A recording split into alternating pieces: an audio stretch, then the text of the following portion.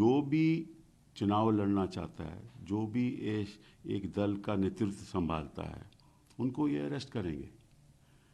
अभी देखो उन्होंने कविता को कर लिया, पहले हेमंत सोरेन को करा, अब केजरीवाल जी को कर लिया, अब राघव चड्ढा की बारी है हाँ।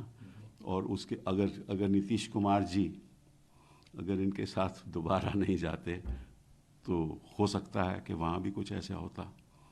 और इन्होंने महाराष्ट्र में कई लोगों को अरेस्ट किया ऐसा, फिर उन्होंने बीजेपी ज्वाइन कर ली। तो ये तो इनकी राजनीति है, ये तो साफ जाहिर है।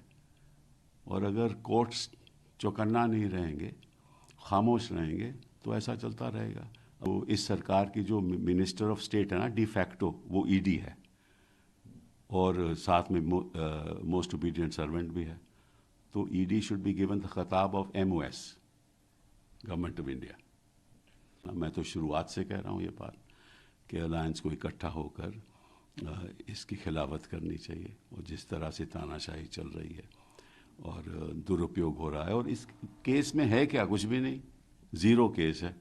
क्योंकि आप एक गवाह बुला लो, पहली स्टेटमेंट वो कहता है कि मुझे साहब कुछ नहीं मालूम, दूसरी स्टेटमेंट में कुछ कहा कि हाँ थोड़ा सा ये मुझे मालूम है, फिर तीसरी स्टेटमेंट होती है, फिर चौथी स्टेटमेंट होती है, फिर पांचवी स्टेटमेंट में कहता है कि हाँ साहब मुझे इन्होंने कहा था कि ऐसे ऐसे पैसे पहुंचा दो, ठीक है। फिर वो अप्रूवर बन जाता है, उसको बेल भी पहले मिल जाती है, फिर अप्रूवर बन जाता है। ऐसे दिनेश अरोड़ा, मंगुंता, ये सभी लोग ऐसे ही अप्रूवर बने। गवाही तो सिर्फ अप्रूवर्स की है, और सुप्रीम कोर्ट ने कई फैसलों ने कहा है कि अप्रूवर की गवाही ऐसे मानी नहीं जाती जब तक कोई ठोस सबूत साथ में नहीं हो। तो साथ में तो वैसा भी कोई सबूत नहीं है। और ये भी सारी सेक्शन 50 PMLA की स्टेटमेंट्स हैं।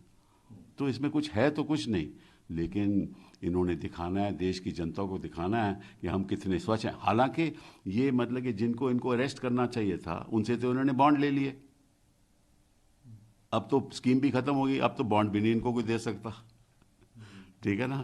तो ये सब ये तमाशा है, इस देश का लोकतंत्र का तमाशा हो गया है।